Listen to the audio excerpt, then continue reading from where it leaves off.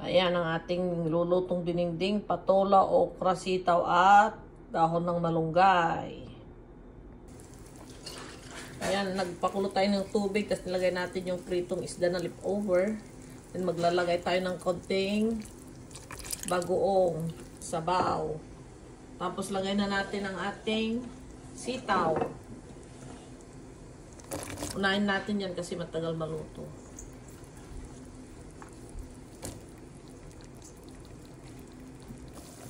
Yan, lagay na rin natin ang malunggay para maluto siya. Yan.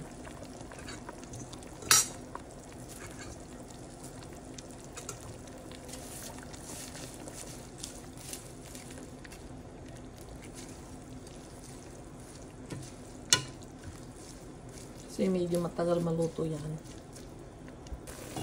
Lagay na natin ang ating patola, okra, sabay na kasi mabilis lang maluto itong dalawa. Para maging half cook lang ang luto. Kaunti lang ang sabaw ng dinengdeng, ayaw ko yung masyadong masabaw. 2-3 minutes luto na ito, half cook lang. Ito luto na ang ating dinengdeng, Ilocano dinengdeng ni Manang Rudy. Yan. Thank you for watching. Ito, luto ng dinengdeng natin. Mayroon tayong sitaw, dahon ng malunggay, okra, at saka patola. Yan. Konti yung sabaw. Kasi ayoko ng madaming sabaw sa dinengdeng. Yan. Luto na siya. Thank you for watching.